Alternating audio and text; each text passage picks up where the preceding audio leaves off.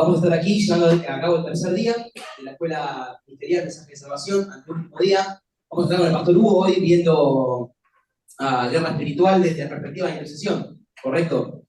Saludamos a los que están online, a los de Zoom. Hola, ¿cómo están? Los saludamos a la distancia. Hugo, Reynoso, Eduardo, Ulises, Hans. Saludamos a todos, Juan Planes, a Robert, Isacu, querido Isacu, ¿cómo estás, amigo? Cintia. Es lindo poder verlos. ¿Cuántas personas estamos teniendo en Zoom? ¿Cuántos somos más o menos? 112. 112 personas en Zoom. Tremendo. Ahí están todos. Obviamente no podemos ver a todos. Necesitamos una pantalla de 1 kilómetro para verlo todos, más o menos. Ok, antes de orar, quería dejarles una muy cortita palabra que hoy estaba leyendo en el devocional. En el libro de Job estaba leyendo, todos conocemos la historia de Job, donde alguien tan justo como Job le había pasado de todo.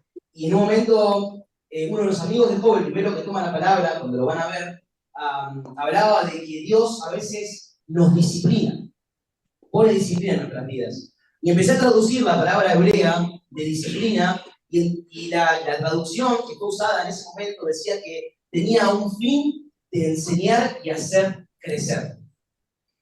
Y muchas veces, cuando nos pasan cosas negativas en nuestra vida, probablemente estén siendo disciplina para nosotros para poder crecer. Y eso justamente es la palabra del proceso, ¿no? Ser golpeados para poder ser mejores.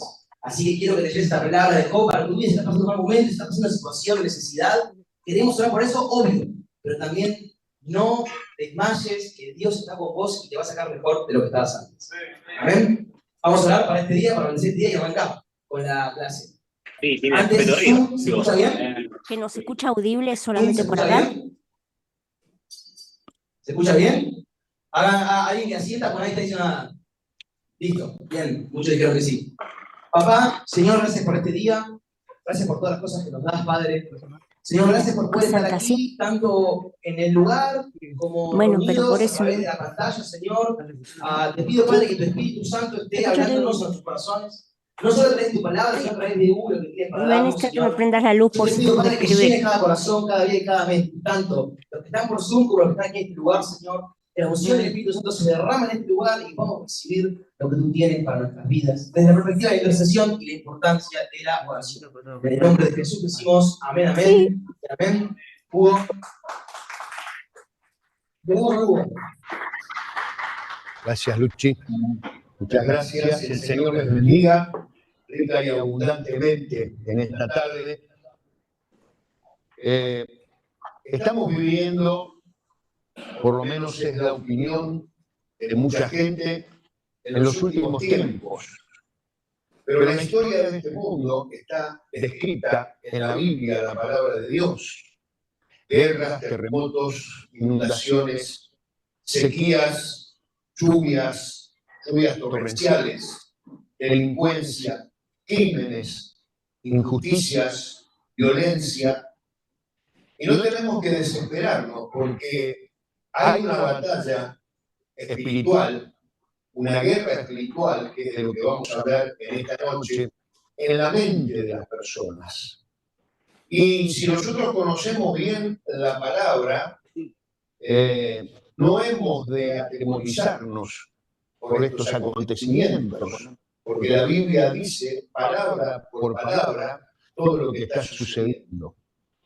Por ejemplo, el calentamiento global es una realidad, no se puede negar el cambio del clima, todo se está deteriorando. La capa de ozono se está deteriorando, el clima se está calentando, los glaciares se están derritiendo.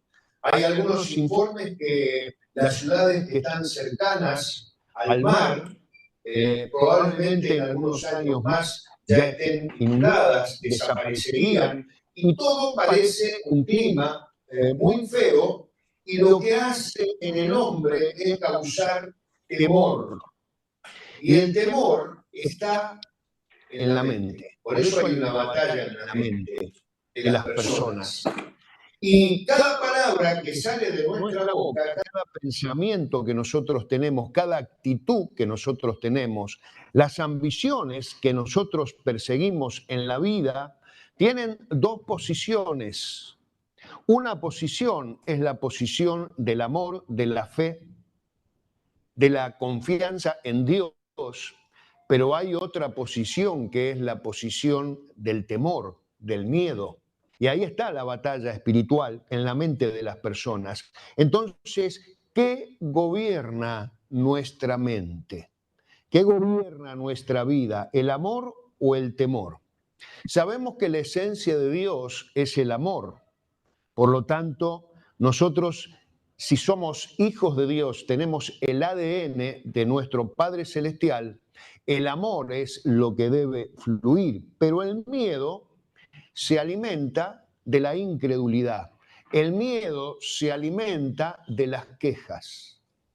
Y yo estoy notando, porque es una realidad, uno vive en este mundo, ahora más allá de lo que dice la Biblia, uno habla con gente, trata con gente, está en la calle y lo único que escucha en este tiempo son quejas, incredulidad, críticas. Y eso se está enraizado en el corazón de las personas, producto del miedo, porque eso es lo que causa el miedo. Cuando nosotros miramos la palabra de Dios nos enseña, el miedo convierte la liberación que nosotros tenemos en Dios en duda. Nosotros podemos haber sido liberados, sanados por la mano del Señor, pero de pronto si entra el miedo en nuestra mente, va a comenzar la duda, la incredulidad, enemigos de la fe, el reproche, la crítica aparece. Y muchas veces nosotros entramos en dolor y en debilidad y no nos damos cuenta que Dios permite y Dios esta situación la maneja como un entrenamiento para nosotros, para que salgamos de esa incredulidad. El miedo aparece cuando hay escasez en nuestra vida. Hay escasez y tenemos temor de lo que puede pasar, perdemos la confianza. Hay temporadas donde nosotros estamos muy necesitados y donde nuestra fe a través del miedo puede menguar. Pero también el miedo viene cuando hay abundancia, porque hay tanta abundancia que comenzamos a tener temor de perder la abundancia que tenemos. También el miedo aparece cuando nosotros magnificamos la realidad que nos rodea, lo que pasa a nuestro alrededor, lo magnificamos y ahí aparece el miedo. Y también el miedo nos hace olvidar el carácter de Dios. El miedo nos hace olvidar que de la gracia de Dios y que la gracia de Dios es un regalo de parte de Dios. El miedo nos hace olvidar de la misericordia de Dios. La misericordia de Dios es la compasión y su amor. Y el miedo nos hace olvidar del favor de Dios, que es la bendición de Dios sobre nuestra vida. De manera que nosotros tenemos una batalla espiritual en nuestra mente y cuando hablamos de batalla espiritual vamos a hablar de tres cosas en este día. Lo primero, tenemos que ver por qué nosotros tenemos una batalla espiritual. El origen de esta batalla espiritual, que nosotros no provocamos, evidentemente. Vamos a ver en la parte principal esta batalla en nuestra mente. Porque muchas veces cuando hablamos de guerra espiritual estamos hablando un poco más que una guerra cósmica, que existe esta guerra espiritual en los cielos. La Biblia también nos enseña. Pero realmente lo que a nosotros nos está interesando es la guerra espiritual en nuestra vida, en nuestra mente, para poder mejorar como individuos y también colectivamente. Entonces, tenemos que ir a la creación, pero no a la creación física, sino a la creación espiritual. Porque cuando hablamos de creación, generalmente vamos al Génesis y comenzamos a ver la creación del hombre y del planeta Tierra, pero antes hubo una creación espiritual, donde en esa creación espiritual Dios pone a la cabeza un ser espiritual que llamó Lucifer como líder de los ángeles que Dios había creado. Es decir, Lucifer era el líder del mundo angelical y recibe Lucifer el amor de Dios en forma directa. ¿Y qué tenía que hacer Lucifer? Ese amor que recibe en forma directa, distribuirlo en el mundo espiritual. Por eso Dios, y como vamos a ir viendo ahora, y ustedes van a tener en cuenta la creación, porque aquí comienza la guerra espiritual y lo que el ser humano está viviendo hasta el día de hoy. Creo que hasta la venida de Cristo va a seguir sucediendo. Entonces, lo que estamos viendo acá es que Dios prepara y crea a Lucifer para que él distribuya el amor. Significa distribuir la palabra de Dios, la que hoy tenemos nosotros, la Biblia. La palabra de Dios es eterna igual que Dios. Y Dios es un eterno presente. Es decir, Él está aquí hoy con nosotros, pero también a la vez está, por decir una cifra, 10.000 años atrás en la historia o 10.000 años adelante en la historia. Él nos conoce como es un eterno presente desde antes de nacer, desde el vientre de nuestra madre. Por eso Él nos conoce de esta manera.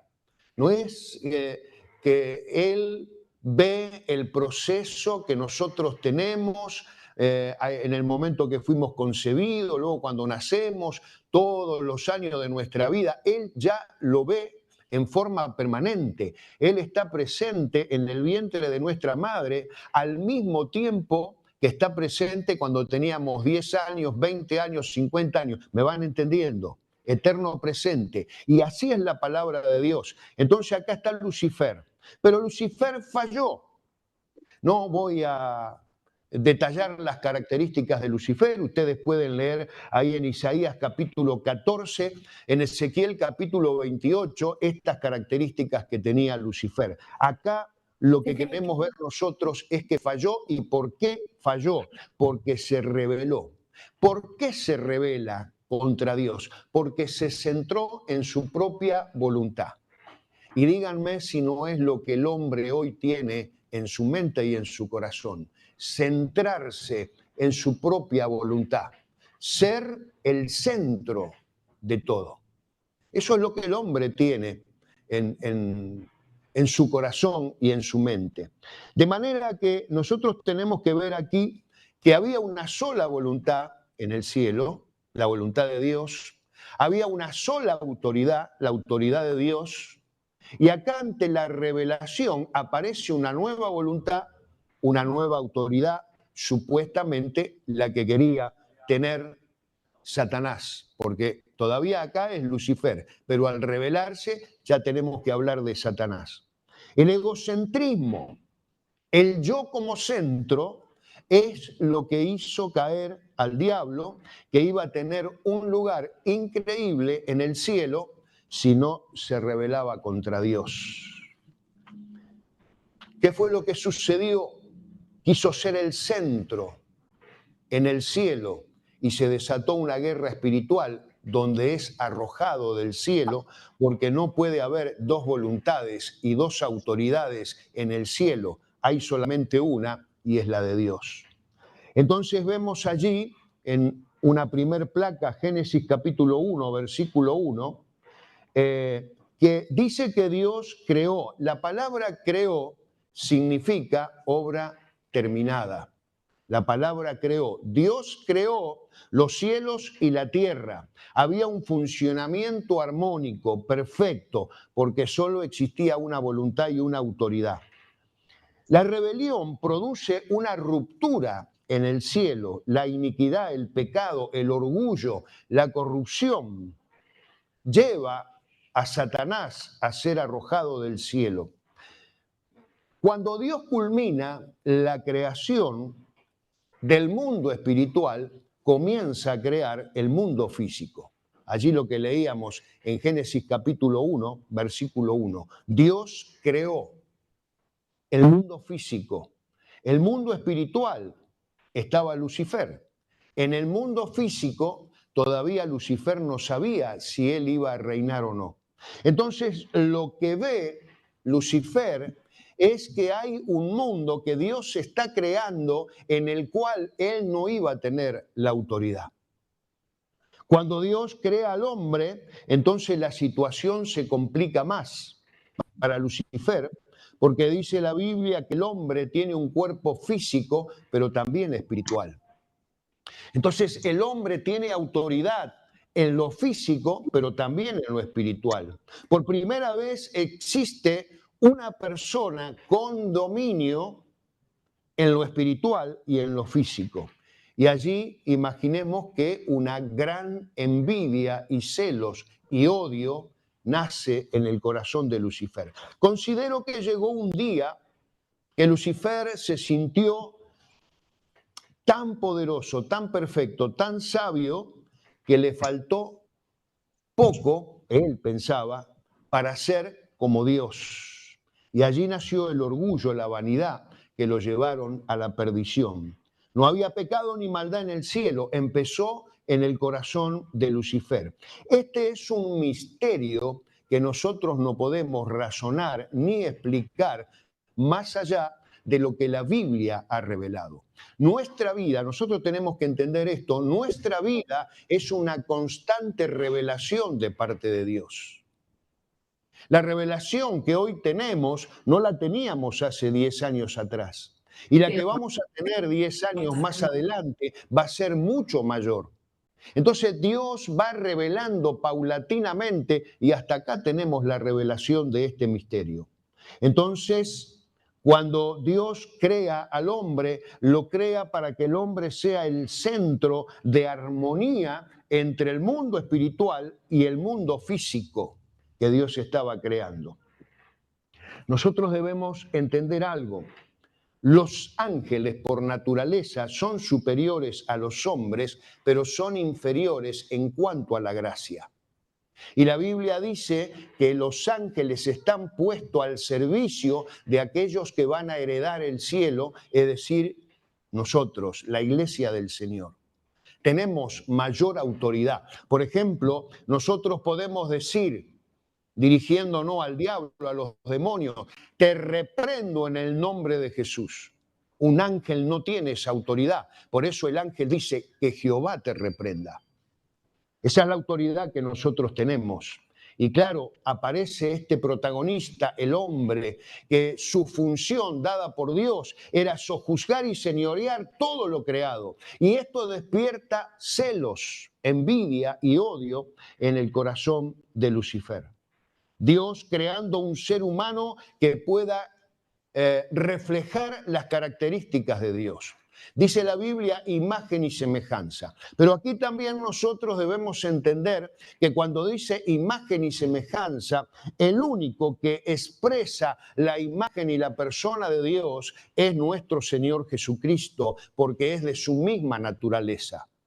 Entonces, cuando Dios habla de imagen y semejanza, está hablando de características que Dios le da al hombre para sojuzgar sobre la tierra, para señorear sobre la tierra, como por ejemplo la razón, la personalidad, el intelecto, la capacidad de relacionarse, de escuchar, de ver, de hablar, de amar, actitudes que Dios tiene y que le dio al hombre para poder ser el protagonista de este mundo físico y del mundo espiritual. La pureza, la rectitud, la santidad, la integridad, características de Dios que el hombre tuvo a partir de que fue creado por Dios. El hombre es creado con facultades, con entendimiento, con voluntad. Es como que el hombre es el espejo donde la humanidad entera puede mirarse o a sí mismo mirarse y ver a Dios. Ahora, vemos que Adán y Eva, una vez creados, fueron creciendo en perfección en la medida que se relacionaban con Dios. El hombre y la mujer comenzaron a relacionarse con Dios. Y esa relación de formación, de crecimiento, de perfeccionamiento, es porque Lucifer había fallado. Entonces ahora Dios crea un hombre, ahora Dios crea a Adán para que en esa formación pueda conocer su palabra.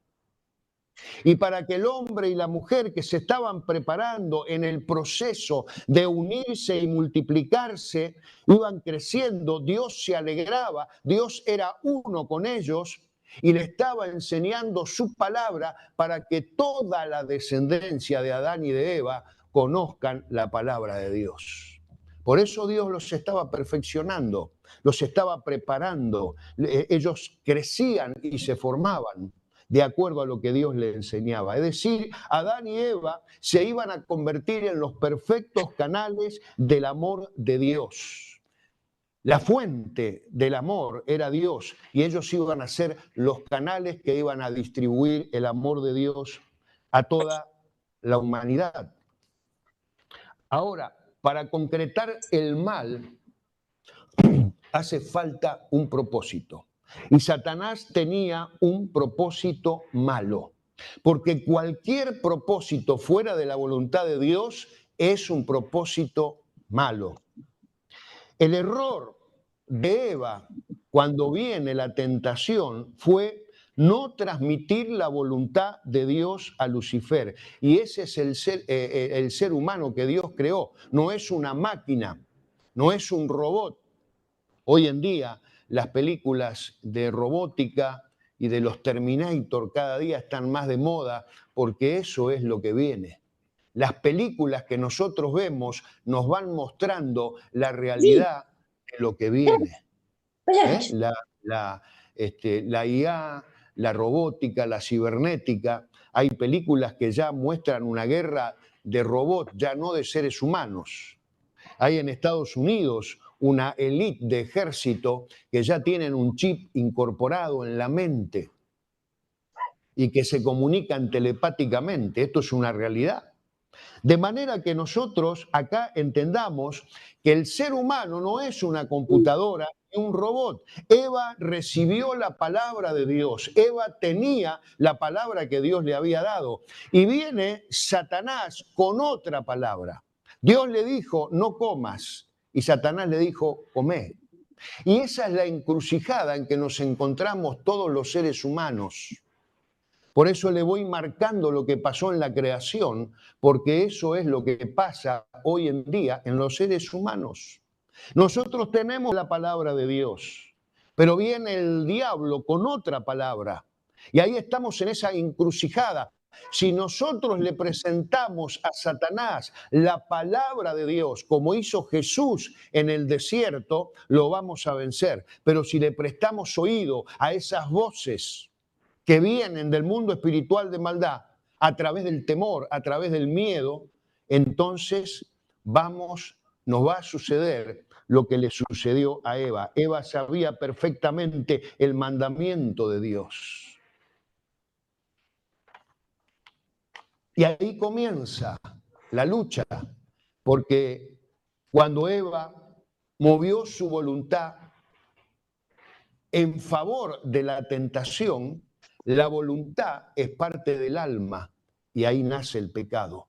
Ya en el alma nace el pecado. Ahí comienza la lucha entre la carne y el espíritu y mucho depende de a quién nosotros alimentamos. Si es a la carne se va a cultivar el odio y la mentira. Si es al espíritu, el amor y la verdad. Entonces la voluntad es parte del alma. Es la que toma decisiones. Dios hizo al hombre con una voluntad. Ahora, nuestra voluntad por naturaleza está equivocada, está corrompida. Es una voluntad perversa, lejos de la verdad de Dios. Por eso Dios nos pide la voluntad. No para que nosotros nos quedemos sin voluntad, sino que Él toma la voluntad y Él restaura nuestra voluntad y devuelve la voluntad santificada, purificada, para que tomemos decisiones correctas. Y muchos creyentes sufren por retener su voluntad y no entregarle la voluntad a Dios, no sujetar la voluntad a la voluntad de Dios. Eva, ante la tentación, podía haberse vuelto a Dios, su Padre, y podía haber cumplido con su responsabilidad. Pero lo que hizo es, porque Adán no estaba lejos, Adán estaba al lado de Eva. Por eso muchos responsabilizan a Eva, pero Adán estaba al lado de Eva y también tomó del fruto. Entonces Eva, en definitiva, tuvo la luz que recibió de Adán. No culpemos tanto a Eva. Tampoco tenemos que culpar a Adán, porque en realidad, si hay alguien culpable acá, son los dos, porque los dos eran una unidad. Los dos eran uno. De manera que no se trata aquí de estar culpando. Lo que sí yo puedo decirles como consejo, que el hombre de Dios toma responsabilidad sobre sus acciones y trata de mejorar en lo que viene por delante cuando se equivoca. Hay que tomar responsabilidad simplemente cuando uno se equivoca. Pero ustedes notaron que Adán y Eva, en cambio de arrepentirse, lo que hicieron es esconderse de Dios. No hubo arrepentimiento porque ese pecado tenía solución. Dios los hubiera perdonado, porque si no fuera así, si la misericordia y la gracia de Dios no sería tan grande, nosotros moriríamos en el mismo momento de pecar. Pero como Dios siempre va a esperar nuestro arrepentimiento, Él está dispuesto siempre a perdonar. Acá, entonces, a partir del pecado, ya Adán y Eva no tenían solamente las características de Dios, porque Satanás logró sembrar su semilla. Y ahora Adán y Eva tenían características del diablo, como todos los seres humanos que nacemos sobre esta tierra. Adán y Eva tuvieron hijos, algunos reflejaron las características de Dios, otros reflejaron las características de Satanás. Dios ha determinado componer la familia, porque el mundo en que vivimos no refleja el orden que originalmente Dios deseaba para la familia. Entonces, Dios quiere recomponer esta situación.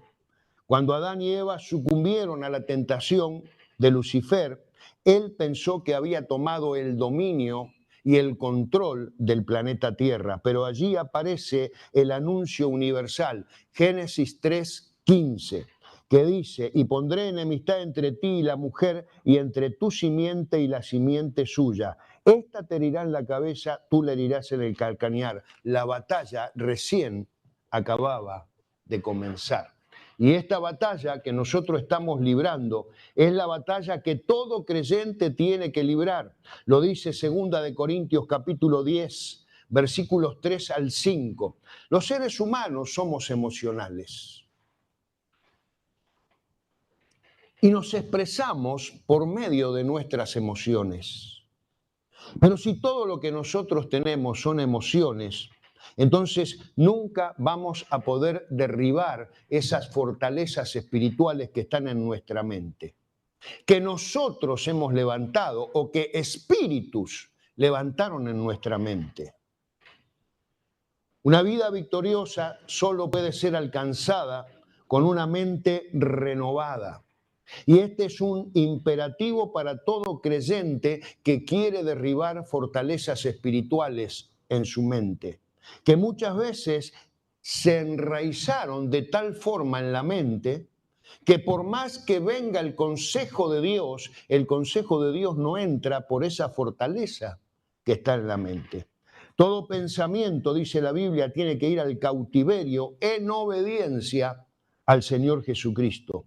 Entonces, los creyentes estamos librando una batalla espiritual. No es una experiencia física, sino que es una batalla en la mente, y la mente es parte del alma junto con las emociones y la voluntad. Es el campo de batalla con nuestro enemigo.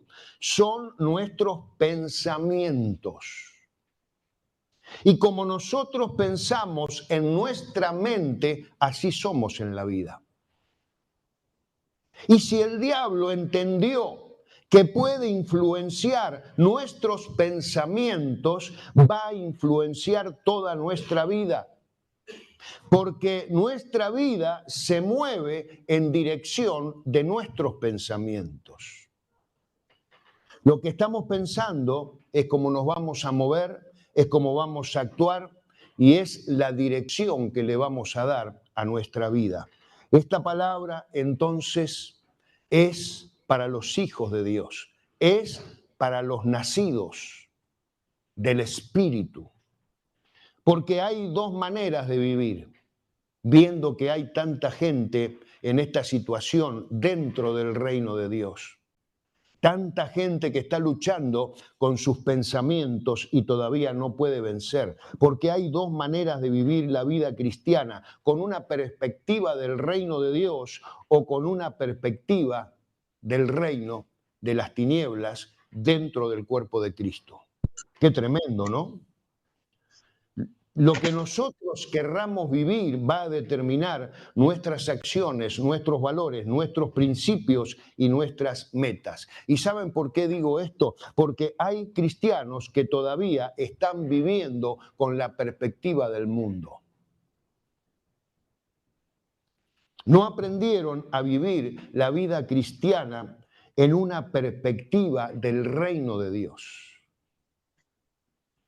Vivir una perspectiva del reino es comenzar a vivir con humildad, reconociendo el orgullo que hay en nuestro corazón.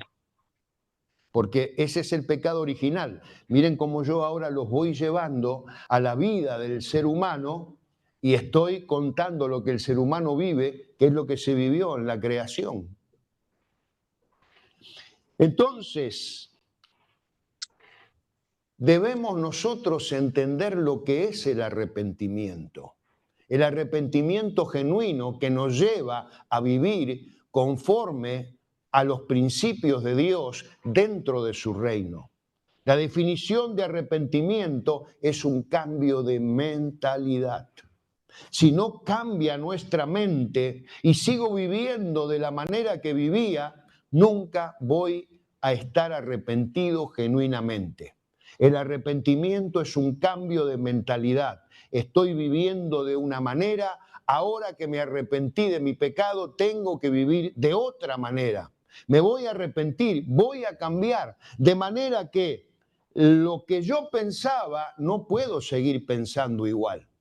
Mi pensamiento tiene que cambiar, tiene que ser diferente para que mi vida sea diferente. Eso es realmente estar arrepentido. Y luego nosotros podemos ver aquí en Romanos capítulo 12, versículo 2, que dice el apóstol Pablo: no se conformen a este siglo, sino sean transformados mediante la renovación de la mente. Así podrán comprobar cuál es la voluntad de Dios, buena, agradable y perfecta. Y luego en Colosenses capítulo 3, versículo 1 y 2, dice: ya que resucitaron con Cristo, busquen las cosas de arriba donde está Cristo sentado a la derecha de Dios. Pongan la mira en las cosas de arriba, no en la de la tierra. Esa es la clave para renovar la mente. Es la clave. Concentren su atención en las cosas espirituales que nos identifican con Cristo. Entonces, cuando Dios creó al ser humano, Dios lo creó. Dice allí en el Génesis capítulo 2, versículo 7, Dios formó al hombre del polvo de la tierra. Es decir, esta carnalidad, esta carne, este cuerpo fue formado del polvo de la tierra. Y dice la Biblia, Génesis 3:19, dice: de la tierra fuiste tomado, polvo eres y al polvo volverás. Entonces esta carnalidad anhela las cosas de la tierra, las cosas del mundo, porque fue tomada de este mundo. Pero el otro componente que Dios, con el cual Dios formó al hombre, dice, y sopló en su nariz aliento de vida, y fue el hombre un ser viviente. Entonces, esta parte donde dice que Dios sopló aliento de vida y el hombre fue un ser viviente, simboliza el espíritu. Y el espíritu es lo que vuelve a Dios, porque el espíritu viene de Dios. Entonces acá está la lucha espiritual en nuestra mente entre el espíritu y la carne. La carne que quiere las obras de la carne, las cosas del mundo, y el espíritu que quiere las cosas de Dios. Por eso decíamos, depende a quién nosotros alimentamos. ¿Y dónde se desata esta batalla entre el espíritu y la carne? En el alma de la persona. Y la mente forma parte del alma de la persona. Esa es la batalla, por eso la Biblia dice, el alma que peca, esa morirá. Ahí está la determinación en el alma de la persona si nos salvamos o nos perdemos. Esa es la parte sensitiva que decide, que siente, que razona. El alma decide si nos salvamos o nos perdemos. Qué importante entonces que es el alma de la persona y qué importante que es nuestra mente y entender la batalla que hay en nuestra vida. Por eso lo primero que hay que conquistar es el yo. Lo primero que hay que conquistar es a uno mismo. Es el ego que hay dentro de uno mismo. Dios tiene que liberarnos de nosotros mismos. Por eso cuando siempre decimos, cuando hablamos de liberación, fácil es echar fuera un demonio, difícil es echar fuera la carnalidad que habita en nosotros. Entonces, debemos entender muy claramente esta parte de las Escrituras. ¿Y qué es lo que piensa el Señor Jesucristo sobre la mente? En Deuteronomio 6:5 nosotros tenemos considerado por Jesús como el primer y mayor mandamiento que dice, amarás al Señor tu Dios de todo tu corazón, de toda tu alma y con todas tus fuerzas. Pero luego leemos en el Nuevo Testamento, Marcos capítulo 12, verso 30, por ejemplo, Lucas 10:27, que el Señor a este mandamiento le agrega la palabra mente.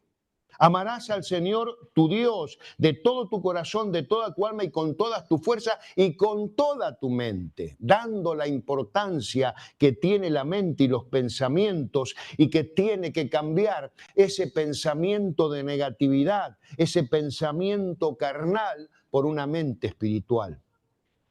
En la mente todos los días tenemos que decidir si escuchamos a Dios o rechazamos a Dios. En la mente tomamos decisiones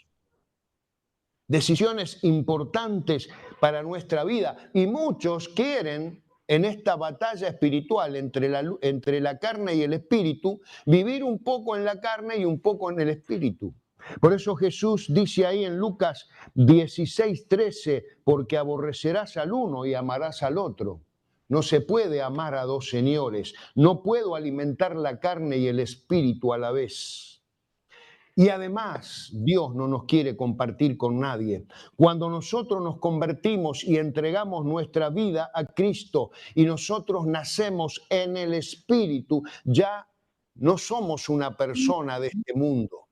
Ahora somos de Dios, somos un hijo de Dios, templo del Espíritu Santo. Ya el Espíritu Santo no está solo a nuestro alrededor, sino que está dentro nuestro. Y esto es lo que nos distingue del resto del mundo. Dios no está solo a nuestro alrededor, sino que está dentro de nosotros y no nos quiere compartir con nadie. Esta batalla en la mente está en las 24 horas del día. Porque de noche cuando dormimos, en sueños seguimos batallando y seguimos pensando. Y de día, por supuesto, conscientes. Entonces, una mentalidad constantemente renovada es la que puede discernir lo que Dios quiere de nosotros. Y en cada situación necesitamos un ajuste del pensamiento. Ir ajustando nuestra mente y nuestros pensamientos a la mente y a la visión de nuestro Señor Jesucristo. Bueno, habría mucho más para decir sobre esto, pero creo que ustedes van entendiendo muy bien lo que es la batalla en la mente.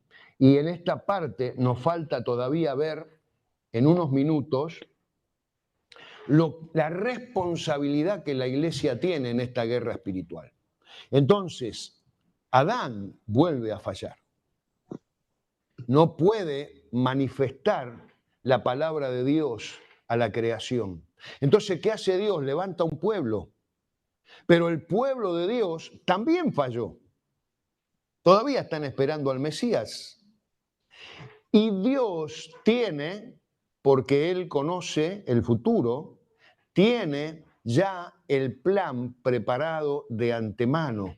Es enviar a su Hijo a este mundo para la redención del mundo. Entonces, cuando Dios envía a nuestro Señor Jesucristo y Él realiza la obra redentora, recuperando esa autoridad que el hombre había perdido por el pecado, entonces Él llega al momento que tiene que ascender al cielo. Y cuando asciende al cielo, esa autoridad la deposita sobre la iglesia. Entonces, donde falló Lucifer, donde falló Adán, donde falló el pueblo de Israel, que es el pueblo de Dios, la iglesia no va a fallar, porque la iglesia tiene una autoridad absolutamente legítima, dada por el mismo Señor Jesucristo. Hay un pasaje de las Escrituras que me gustaría leer, además de verlo allí, en Efesios capítulo 3, versículos 10 y 11. Efesios 3, 10 y 11 dice: para que la multiforme sabiduría de Dios sea ahora dada a conocer por medio de la iglesia. Es decir, la sabiduría de Dios. ¿De qué está hablando? Está hablando de esa sabiduría de Dios tan variada, con muchos aspectos, con muchos matices, con muchas expresiones, que nosotros lo podemos ver en la creación del mundo. Dios interviene en el ser humano a través de su iglesia. Entonces, Dios interviene a través de la sabiduría que deposita en su iglesia.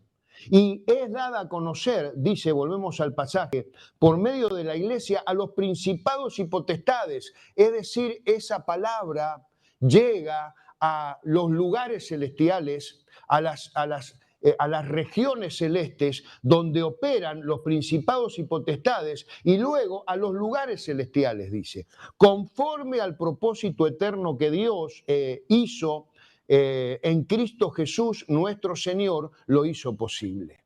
Ese era el plan de Dios, es lo que Dios había planeado desde el principio y que fue una realidad a través de nuestro Señor Jesucristo. Los misterios de Dios son revelados, son comprendidos y son aplicados al mundo por la iglesia del Señor. Hoy la iglesia es la que tiene la máxima autoridad sobre el planeta Tierra. El diablo perdió la autoridad, la perdió frente a Jesucristo, pero tiene derecho legal porque es legalista en aquellos que le dan ese derecho.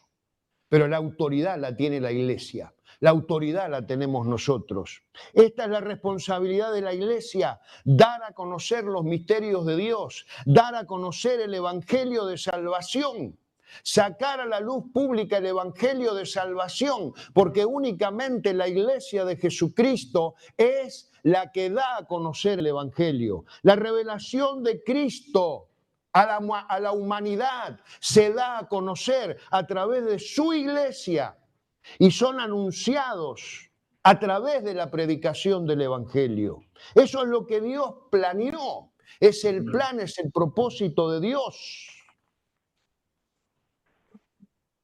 Parecería extraño que la iglesia desde la tierra pueda servir de instrumento para dar a conocer algo que ya está dispuesto en el cielo. Pero dice Mateo 16, 19, dice: todo lo que atéis en la tierra será atado en el cielo, y todo lo que desatéis en la tierra será desatado en el cielo. Y también dice que esta autoridad se expresa a través de la palabra. a través de la exposición de la palabra. Salmo 119, 130, la exposición de tus palabras alumbra, hace entender a los simples, es decir, la palabra de Dios trae luz, la palabra de Dios tiene autoridad, la palabra de Dios trae conocimiento. Damos la palabra con autoridad. Esta palabra avanza porque tiene un destino. El destino son los lugares celestiales donde reina nuestro Señor Jesucristo. Pero primero tiene que traspasar las regiones celestes donde está la oscuridad. Por eso Jesús es luz. Y cuando viene la luz, el diablo tiene que retroceder, porque el diablo se fortalece en la oscuridad. Cuando viene la luz, pierde fuerza, retrocede, queda expuesto. Y finalmente esa palabra, esa oración, esa intercesión llega a los lugares celestiales donde encuentra a los ejércitos de Dios y los moviliza a ejecutar la sentencia que ya Dios dictó. Miren ustedes, qué responsabilidad que tiene la iglesia, pero qué autoridad también que tiene la iglesia. ¿Cuántos podemos decir amén? ¿Y cuántos le damos un aplauso al Señor? Amén. Vamos a tomar un descanso de 10 minutos, 10 a 15 minutos, y luego continuamos con la segunda parte. El Señor les bendiga. Vamos a tener esta segunda parte. Y nos toca hablar sobre intercesión. Yo creo firmemente que si nosotros queremos los grandes avivamientos de intercesión en una ciudad, creo que todo comienza en el hogar. Es decir, en nuestro hogar. La oración con la esposa, con el esposo, con los hijos. Ese es el lugar donde nosotros debemos tener un altar de oración, porque Dios responde al altar de oración. Dios responde a todas nuestras oraciones, pero el altar de oración es un lugar de sacrificio, porque siempre un altar es un lugar de sacrificio. Y mucha gente dice, tenemos un altar de oración. Y otros no quieren tener, justamente porque si tienen un altar, tienen que sacrificar. Entonces, lo difícil no es tener un altar, lo difícil es sacrificar en ese altar.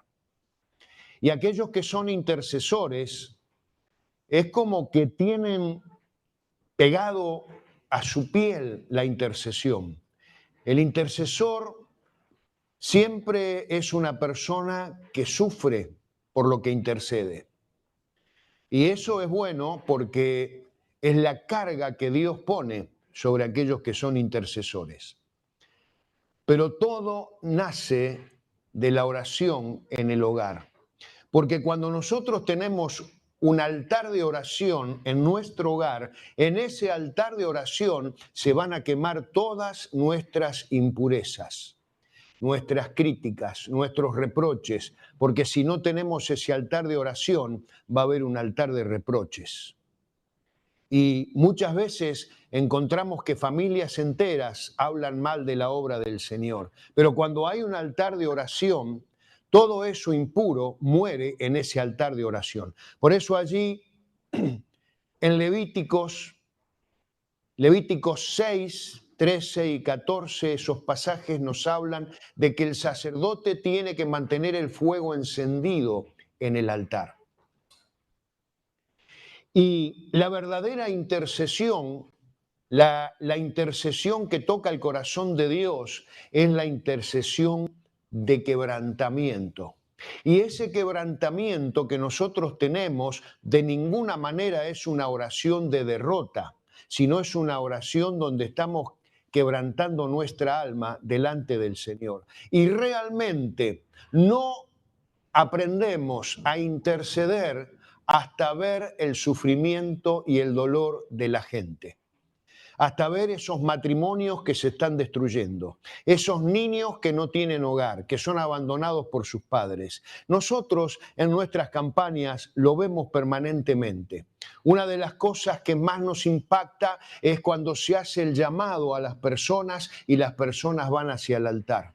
Y uno puede ver en esos rostros el dolor, el sufrimiento, la debilidad, y eso nos conmueve hasta las lágrimas. Esa es la verdadera intercesión. Ahí aprendemos a interceder. No es la intercesión de horas y horas orando o repitiendo siempre las mismas frases, sino una oración donde estamos derramando nuestro corazón delante de la presencia de Dios. El hermano Carlos siempre nos enseñó algo muy importante en la oración con respecto a ese derramar, a esa oración que tomamos del mismo ejemplo de nuestro Señor Jesucristo, que Él oraba con ruegos, con clamor y con lágrimas. Y el hermano Carlos nos decía, una lágrima, un alma, una lágrima, un alma. Imagínense si derramamos en el altar de oración nuestra alma delante de Dios, cómo Él va a responder. De manera que ese es el punto de partida para los grandes avivamientos de oración. Pero tenemos que analizar y examinar nuestra oración. ¿Cómo es nuestra oración? Resulta que yo estoy averiguando, porque en honor a la verdad debo decir, como siempre lo hago, que soy un analfabeto tecnológico. Y los muchachos me ayudan y por eso salgo adelante. Y entonces consulté y pregunté, quiero que la inteligencia artificial, una computadora que piensa, que tenga una oración, pero una oración ferviente, una oración de fuego. Y esto es lo que dice la inteligencia artificial, una oración fervorosa. La IA dice, desciende con tu fuego, así lo leo como lo escuché. Rompe las cadenas, sana al enfermo, liberta al oprimido, llénanos con tu unción, con tu poder. Claro, esta computadora recibe información, ¿no? Y habla desde la información que recibe, no desde el corazón. Y inclusive comienza a reprender a los demonios. Y lo hace en el nombre de Jesús. Una máquina sin alma, sin corazón, sin espíritu. Entonces, ¿cuántos de nosotros somos desafiados a la oración cuando vemos que una máquina, una computadora ora así? ¿Acaso nosotros como hijos de Dios no podemos orar con más fervor, con más clamor, con más fuego, con más unción, con más entusiasmo, con más lágrimas que una computadora? Claro que sí. Una máquina no tiene corazón y nosotros sí tenemos corazón. Y a veces no nos animamos a proclamar al Señor como lo hace una máquina. La oración, la intercesión. Permítanme decirle, y siempre lo hago cada vez que hablo con mucho respeto, pero hay dentro del pueblo evangélico, parece que hay más rezos que los que hacen otros hermanos de otras congregaciones. Rezos, no oraciones. Y la oración, la vida de oración es lo más importante, es vital para el cristiano. La oración es el motor de nuestra vida. Podemos decir que hay un tremendo poder desatado a través de la oración. De manera que al hablar de la oración, lo mejor que nosotros podemos hacer es mirar a nuestro Señor Jesucristo. Hay tremendas oraciones en la Biblia, mujeres de Dios como Esther, que podemos aprender un montón de características en la intercesión. Profetas como Daniel, tremenda la oración de Daniel, que movía los hilos de naciones con su oración y con su ayuno. Pero el Señor Jesús, es el mejor ejemplo. Allí en el Getsemaní dice la Biblia que él estaba buscando el rostro de Dios. Y esto es interceder. Como dice allí en la oración de Segunda de Crónicas, cuando responde Dios a un pedido del rey Salomón, dice, si ustedes oraren y buscaren mi rostro, una parte. Entonces, orar es una cosa, buscar el rostro de Dios significa internarse en la misma presencia de Dios, buscando respuestas. Y ahí estaba el Señor Jesús, buscando respuesta. Un momento donde la salvación del mundo pendía de un hilo. El Señor estaba experimentando una agonía en el Getsemaní, mental, emocional, física. Y él estaba buscando el rostro de su Padre. Y allí el Señor, buscando el rostro de su Padre, ganó la batalla más importante para después ganar la guerra definitiva en la cruz del Calvario. Esta experiencia espiritual es para todos los creyentes, porque es un campo de batalla, es un momento de prueba.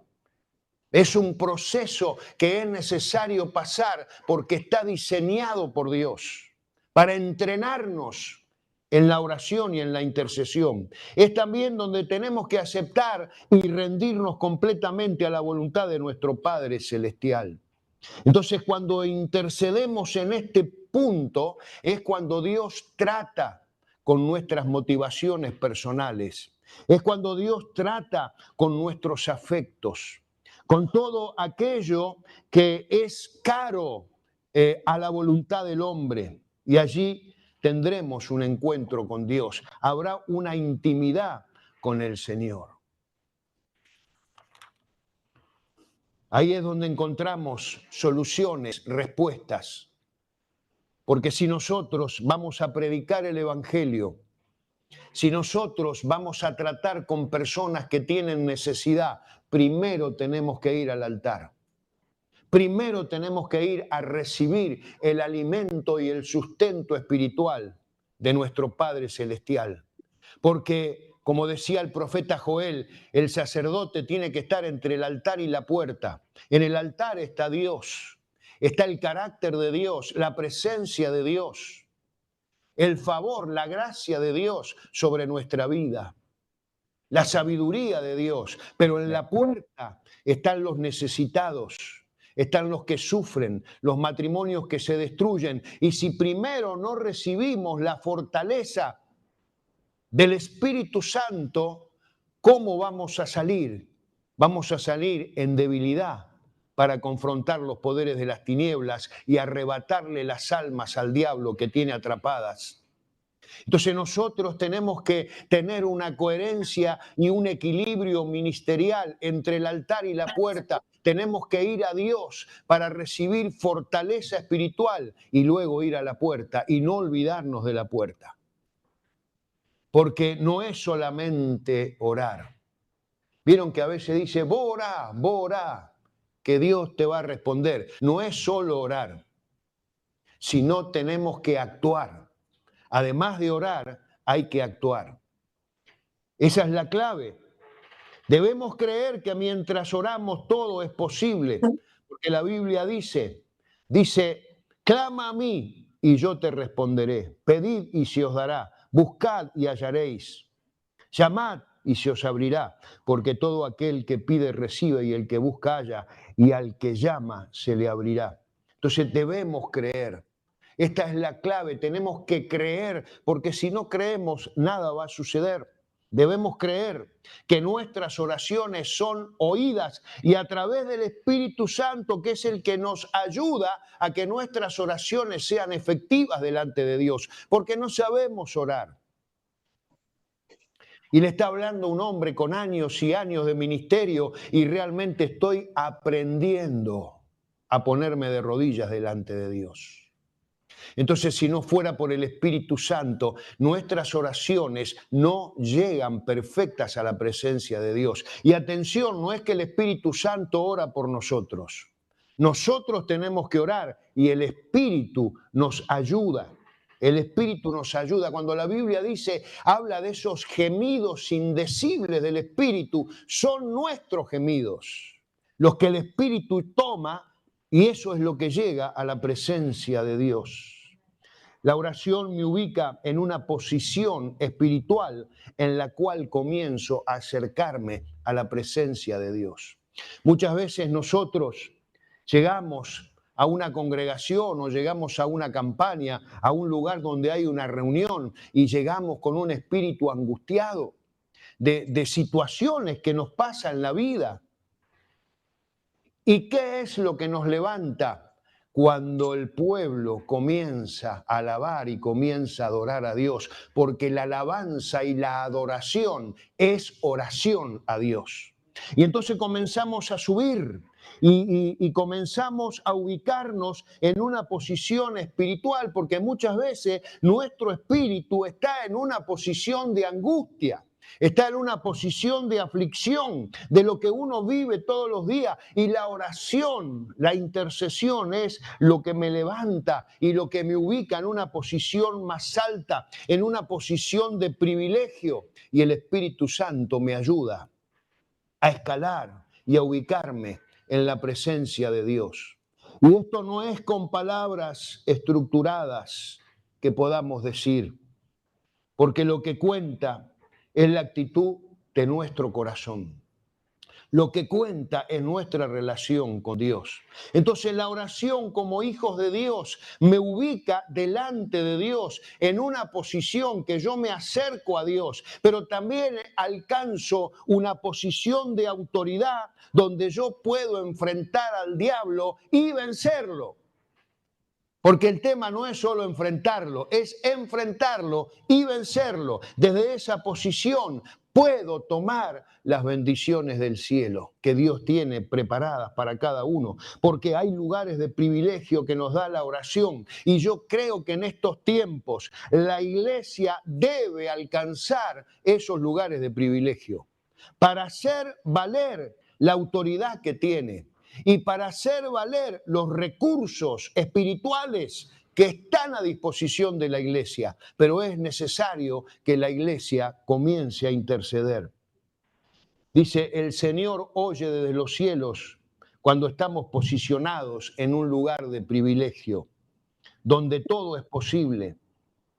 Eso no significa tampoco que Dios va a responder a oraciones que están fuera de su voluntad, porque hay cosas que pedimos y no convienen.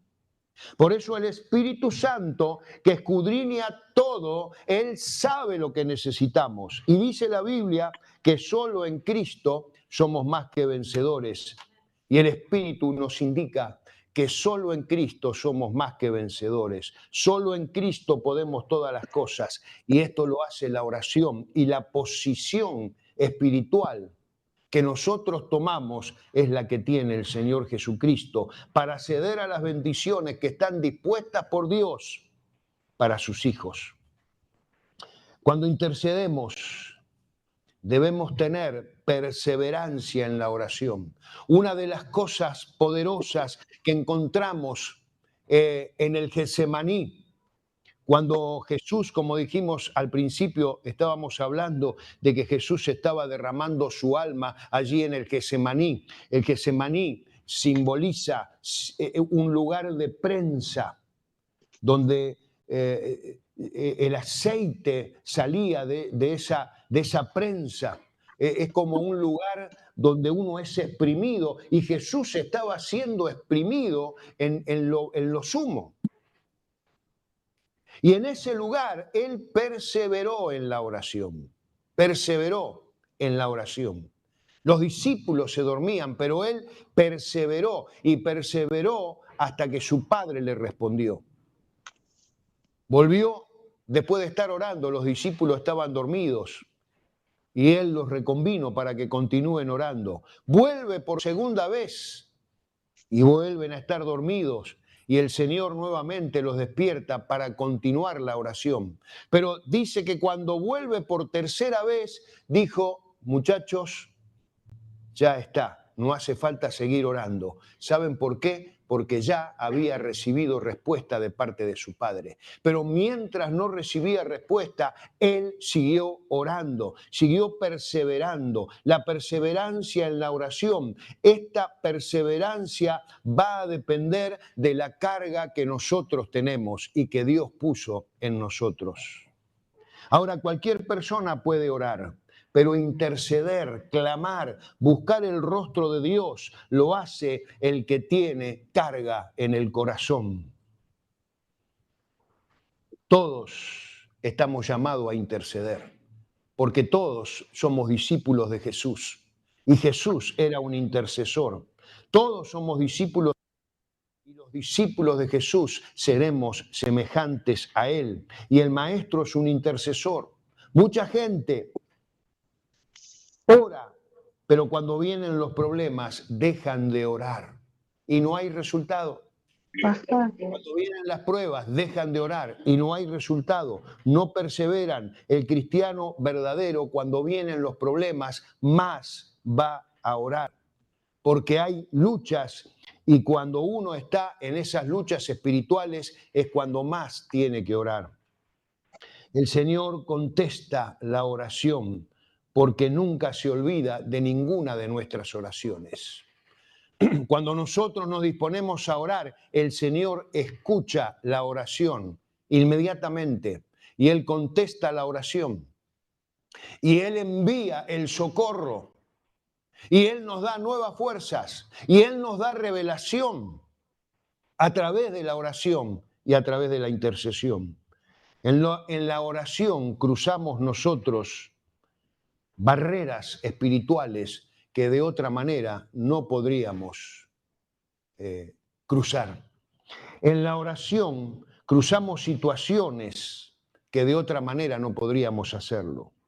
En la oración, pidiendo la ayuda del Espíritu Santo para que nos dé entendimiento y recibir la guía que necesitamos de parte de Dios. En la oración vamos derrotando enemigos.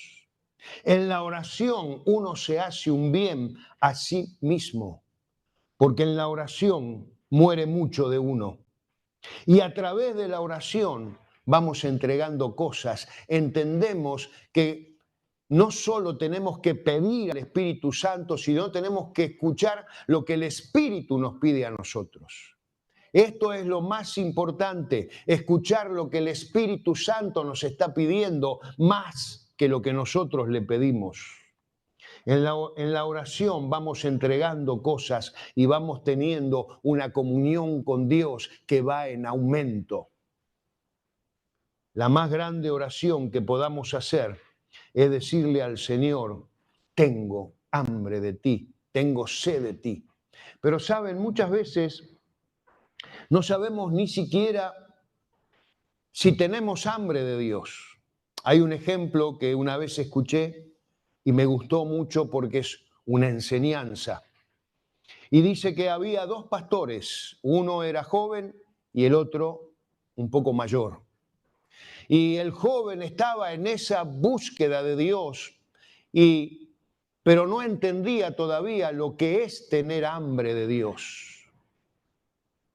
Entonces viene un día corriendo y le dice al pastor mayor, que era su pastor, ahora sé lo que es tener hambre de Dios. Y entonces el pastor mayor le pide que le explique qué era tener hambre de Dios y no tiene una explicación. Porque uno cuando no tiene una explicación, uno dice, y es lo que siento tal cosa. Entonces el pastor mayor mandó traer una tina con agua y le agarró la cabeza al pastor joven y se la metió adentro del agua. Y claro, el pastor joven pensó que iban a pasar unos segundos y que lo iba a soltar, pero los segundos continuaban pasando y no lo soltaba. Y no lo soltaba. Y le empezó a faltar el oxígeno. Y cuando ya el pastor mayor vio que no aguantaba más, lo soltó. Una expresión de alivio. Y el pastor mayor le dijo, sabrás que estás desesperado por Dios cuando estés viviendo lo que viviste recién. Estabas desesperado por el oxígeno. Te faltaba el oxígeno y estabas desesperado. Eso es tener hambre de Dios. Estar desesperado por Dios. Desesperado por hacer la obra de Dios. Desesperado por las almas que se pierden, las almas que sufren. Las almas que no tienen salida y que la vemos diariamente desesperados por Dios. Esta es una oración de convicción profunda en el corazón. Cuando estamos desesperados por Dios, ahí la fe crece, la fe va en aumento, se agranda el Señor y transforma en realidad lo que para nosotros parecía imposible. Yo quisiera tomar unos minutos, 5 minutos nada más. Quisiera que se pongan de pie, por favor. ¿Viene? Y ahí como estamos, con todo respeto por el que está al lado, si no es la esposa, el esposo, vamos a formar grupos de 3, 4 personas. Ahí, con confianza, porque vamos a orar. Yo voy a orar desde aquí y cada uno en su grupo también levante su voz y ore, porque somos intercesores. Allí donde están, en el Zoom también, yo los invito a que estén orando. Tal vez alguien esté en su casa, esté con su familia. Aprovechen esta oportunidad de tener estos minutos orando junto a los suyos. Vamos a orar. Padre Celestial, gracias, Señor, por tu presencia. Gracias, Señor, por tu presencia. En este momento, Señor, nosotros declaramos que son momentos de batalla, tal vez de debilidad, donde, Señor, podemos recibir hoy mismo la mayor fortaleza a través de la oración. Señor, creemos que tu mano fuerte viene cuando somos débiles. Lo creemos porque tu palabra así lo dice. Señor, creemos que la mano de Jesús está siempre extendida sobre nuestras vidas. Creemos que la mano de Jesús siempre nos socorre. Señor, aún en esos puntos críticos de nuestra vida, donde parece que nada sale bien, ahí, Señor, estás tú. En el nombre de Jesús te pedimos, Señor, que sigas sosteniendo a los tuyos. Sigue sosteniendo, Señor Jesús, a los tuyos y que podamos, Señor, darte toda la gloria y toda la alabanza solamente a ti. Señor, te glorificamos, levantamos tu nombre, te bendecimos en el nombre de Jesucristo de Nazaret. Y te pedimos, Espíritu Santo, ahora, Espíritu Santo, toca nuestras vidas. Espíritu Santo, renuévanos. Renuévanos, Señor. Llénanos, cámbianos, transfórmanos.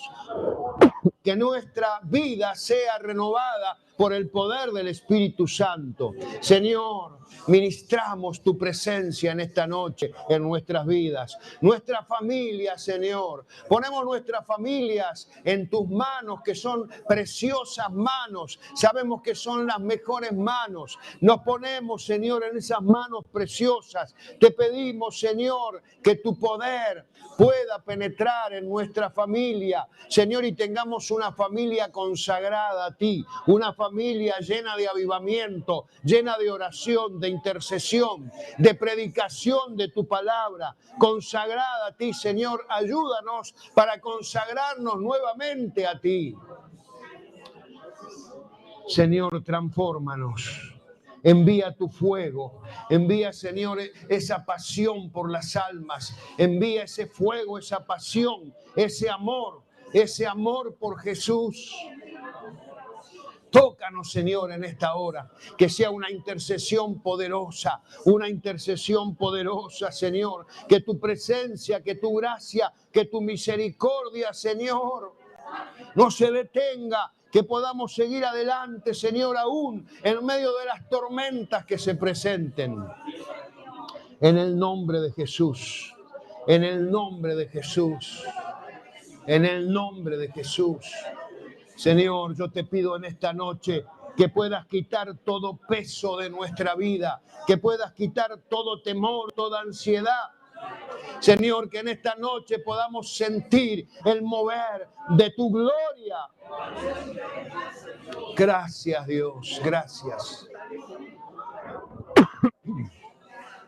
Te alabamos, Señor, te glorificamos. A ti damos toda la gloria y creemos, Señor, que este es un tiempo de liberación, un tiempo de intercesión, donde el reino de los cielos se establece y llena nuestras vidas de gloria, de libertad. Creemos, Señor, que tú mismo estás cortando ataduras, ligaduras, cadenas que están en nuestra vida y estás trayendo libertad, libertad, libertad a nuestra vida.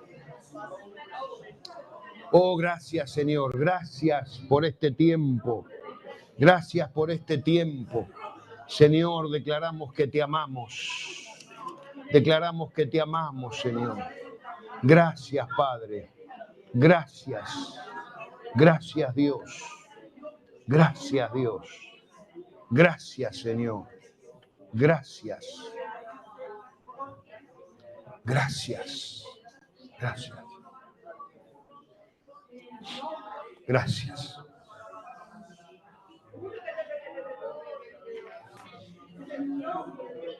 Gracias.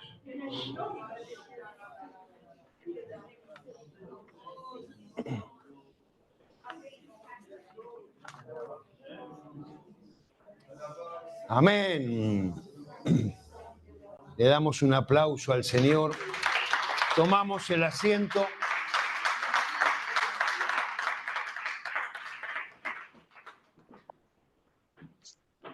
Bueno, quiero contarles algo más muy, muy importante.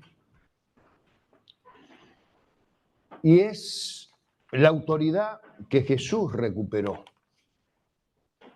A veces nosotros decimos en la oración que le estamos quitando la autoridad al diablo. En realidad lo que le estamos quitando es el derecho que tiene. Porque la autoridad se la quitó ya Jesús. Entonces, nosotros vemos que Dios hace un pacto con Adán. Estábamos hablando de la creación.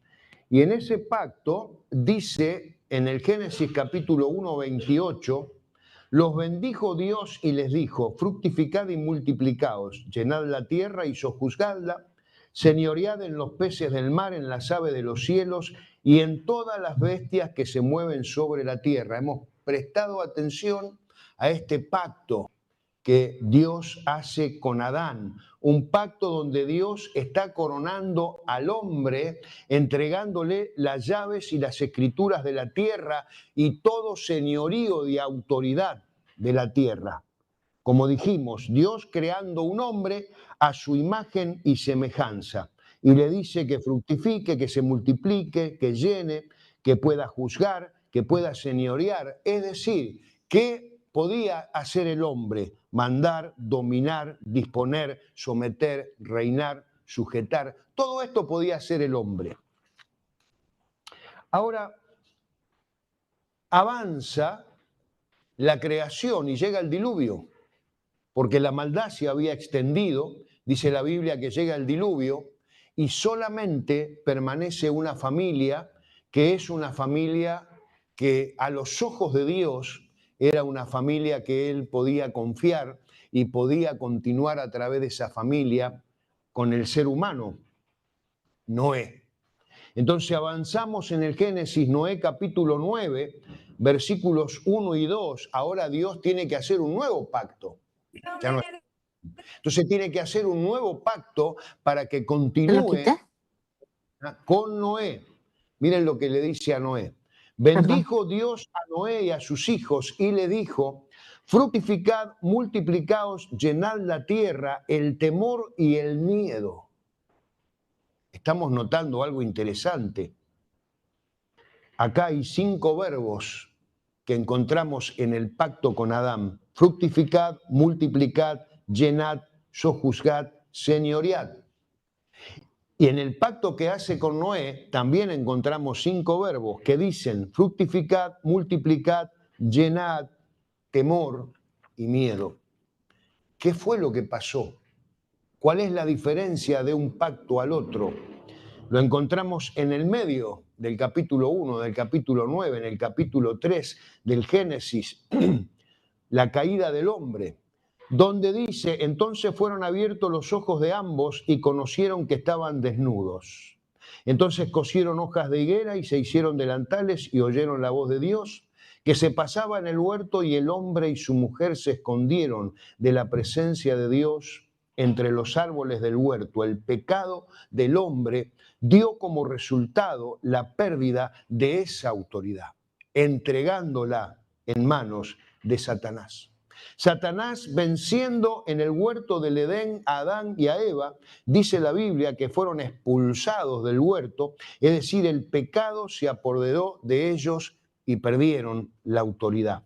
Ya el hombre sin autoridad sufre la obra destructora de Satanás y sus demonios, que causan enfermedad y dolor y muerte. Pero Dios, en su gran amor, continúa la Biblia, puso en marcha el plan para recuperar la autoridad que el hombre había perdido y que ahora estaba en manos de Satanás. Y realiza el acto más extraordinario y más grande de amor para librar al hombre de la esclavitud satánica. Solo Jesús podía recuperar esa autoridad. Entonces, la autoridad vuelve a manos de Jesús. Lo que decíamos hoy. Y Jesús entrega a la iglesia esta autoridad. Jesús le arrebata al diablo la autoridad. Con su sacrificio lo hizo posible, y de esta manera lo que el diablo le había robado al hombre, vuelve ahora al hombre, la autoridad que el hombre necesitaba. Esta autoridad es dada a la iglesia. ¿De qué forma expresa el Señor esta autoridad? A través de la Gran Comisión. San Marcos capítulo 16 del 15 al 18, el Señor Jesucristo, cuando asciende al cielo, deja la Gran Comisión. Nuestro hermano Carlos dice, la llave de oro. La Gran Comisión de predicar el Evangelio. Y predicando, creyendo, habrá señales que acrediten la predicación del Evangelio. En mi nombre echarán fuera demonios, pondrán las manos sobre los enfermos y sanarán, hablarán nuevas lenguas, impondrán las manos y recibirán el Espíritu Santo, beberán cosa mortífera, no les hará daño, la protección del cielo estará presente. La Gran Comisión no es una opción, es un mandato de parte de Dios. La Gran Comisión. Y en la unidad del cuerpo de Cristo, hallamos la mayor autoridad para que sucumba definitivamente el mundo de las tinieblas. Porque la única autoridad que puede enfrentar y vencer al diablo, desbaratar las obras de las tinieblas, confrontando con la luz y la verdad, es la iglesia. Es la iglesia del Señor Jesucristo. Como iglesia de Jesucristo debemos creer que no existen límites para ejercer esa autoridad. No existen límites para ejercer esa autoridad. El propósito de la autoridad, el Señor nos ungió y nos dio autoridad con una finalidad. Porque ¿para qué tenemos la autoridad? Hoy algunas cosas dijimos de la responsabilidad de la iglesia. Pero acá expresa claramente la Biblia el propósito de la autoridad en Hechos capítulo 10, versículo 38, que dice, ¿cómo ungió Dios con el Espíritu Santo y con poder a Jesucristo de Nazaret? Y cómo éste anduvo haciendo bienes y sanando a todos los oprimidos por el diablo, porque Dios estaba con él. Este es el propósito. Jesús le da la autoridad a la iglesia para ejercerla en favor del necesitado. La unción tiene un propósito, capacitarnos para hacer bienes en toda la tierra, para salvar, para sanar, para liberar a todos los oprimidos por el diablo y Dios estaba con él. Esa misma unción que recibió Jesús es la misma unción que recibe hoy la iglesia.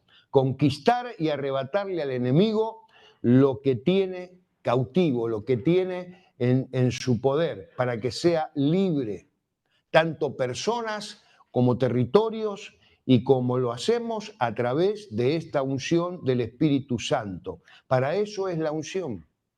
No es solamente para que nosotros, no sé, riamos, lloremos, seamos ministrados, seamos llenos de esa unción, podamos disfrutar del hablar en lenguas, de profetizar, de tener los dones del Espíritu. Esas son manifestaciones de la unción del Espíritu, pero el real propósito es darnos poder para vencer a nuestro adversario y predicar el Evangelio del Reino.